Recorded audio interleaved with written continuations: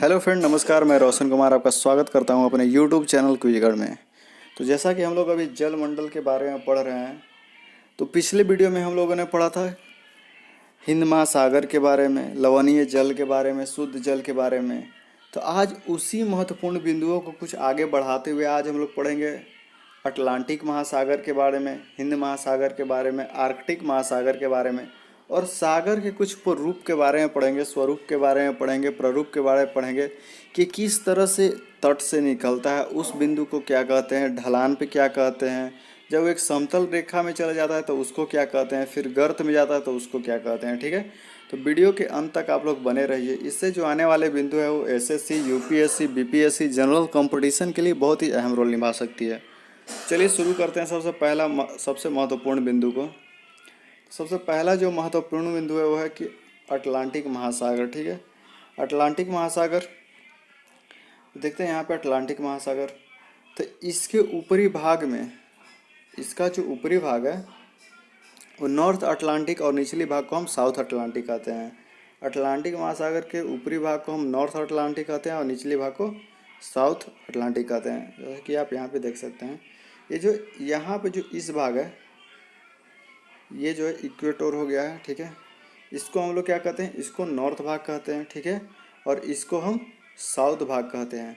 और जो अटलांटिक महासागर है ये एसनुमा रेखा बनाता है। ठीक है, एसनुमा, आगे हम इसके बारे में जानेंगे कैसा बनाता है।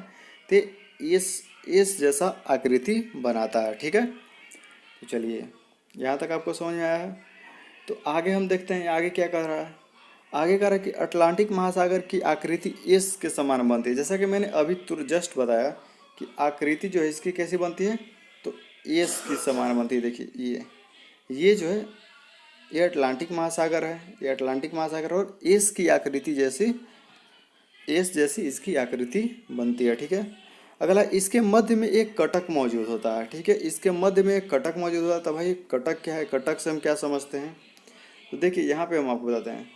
ये जो मध्य है, ठीक है, यहाँ पर एक कटक मौजूद था। जैसे कि कोई भी ज्वालामुखी इसके बीचों बीच, अगर ज्वालामुखी का कोई पहाड़ इसके बीचों बीच आता है तो कभी ये ऊपर आ जाता है पानी के, कभी ये पानी के नीचे रहता है। ठीक है, तो इसी के ऊबड़ खाबड़ ऊपरी और गहराई वाले क्षेत्र को हम कटक कहते हैं। ठीक है, यहाँ तक आपको समझ में आएगा।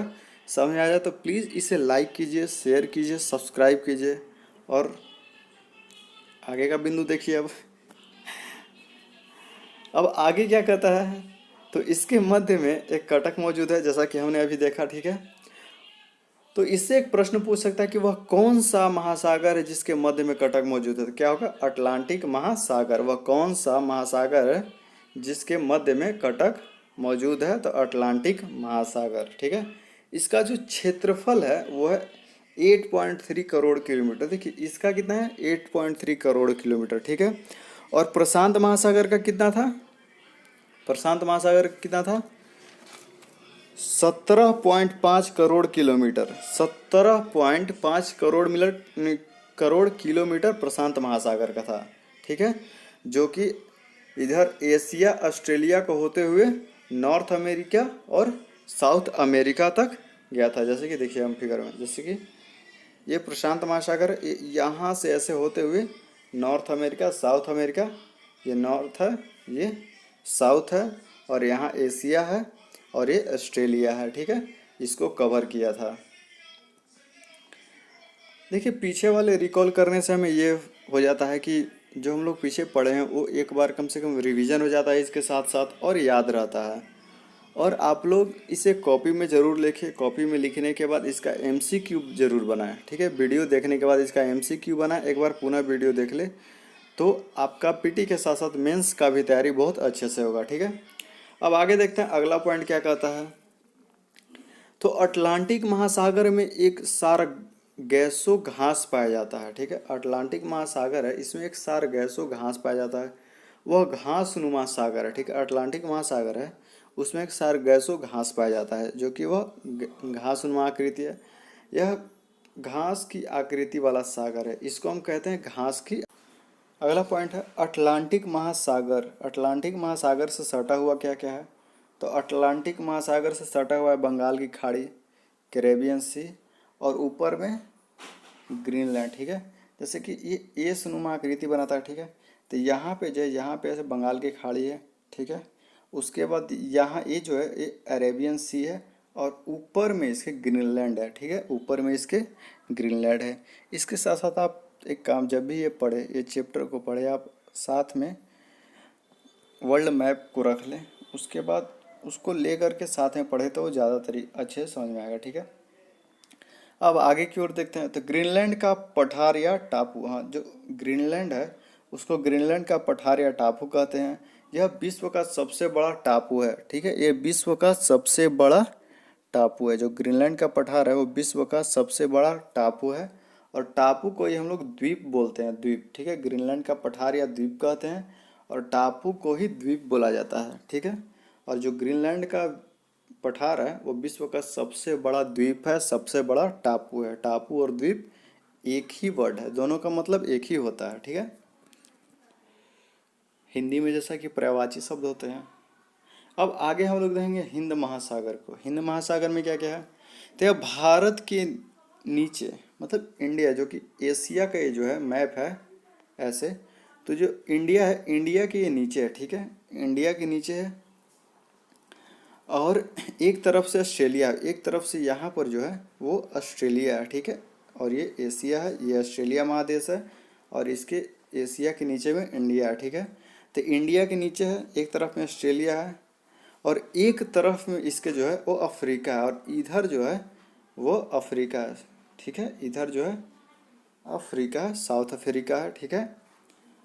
इतना तक समझ में आ गया क्या क्या है? तो भारत के नीचे हिंद महासागर जो है वो भारत के नीचे एक तरफ से ऑस्ट्रेलिया और एक तरफ से अफ्रीका जुड़ा है, ठीक है। यह एकमात्र ऐसा सागर है जिसका नाम किसी देश पे, इसका नाम जो है हमारे ही भारत देश यानी हिंदुस्तान के नाम पर इसका हिंद नाम पड़ा है, हिंद महासागर, ठीक है। इसको भी आप लोग याद रखिएगा कि कौन सा ऐसा सागर है जिसका नाम किसी देश पे पड़ा है, तो वह हिंद महासागर, ठीक है।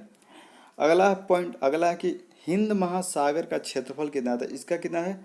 7.3 करोड़ किलोमीटर, ठीक है। हिंद महासागर का कितना है? 7.3 किलोमीटर, ठीक है। अटलांटिक महासागर कितना था? 8.3 था, ठीक है। और प्रशांत महासागर का कितना था? तो इसको आप लोग कमेंट में कर करके बताएंगे कि प्रशांत महासागर का क्षेत्रफल कितना था, ठीक है, क्योंकि मैंने 2 बार बता दिया है। आगे देखते हैं। हिंद महासागर का सबसे बड़ा द्वीप मेडागास्कर द्वीप, जो कि अफ्रीका के तट पर स्थित है, ठीक है। हिंद महासागर का सबसे बड़ा द्वीप जो है वो मेडागास्कर द्वीप, जैसे कि देखिए ये इंडिया के नीचे है, ठीक है। और इधर ऑस्ट्रेलिया है, ठीक है। और इधर में जो है, इधर ये हो जाता है अफ्रीका। तो इसका जो द्वीप है, जो मेडागास्कर द्वीप है, वो यहाँ पर है, ठीक है।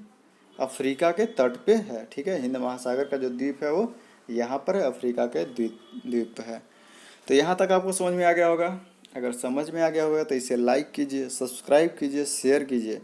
सब्सक्राइब करने से अगर मैं कभी वीडियो बनाऊँ तो सबसे पहले आप तक पहुँचे, ठीक है।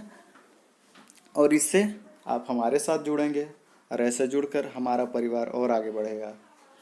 तो आगे बढ़ते हैं। आगे क्या है? तो आगे हम लोग पढ़ेंगे आर्कटिक महासागर। अब हम आर्कटिक महासागर की ओर पढ़ेंगे, ठीक है।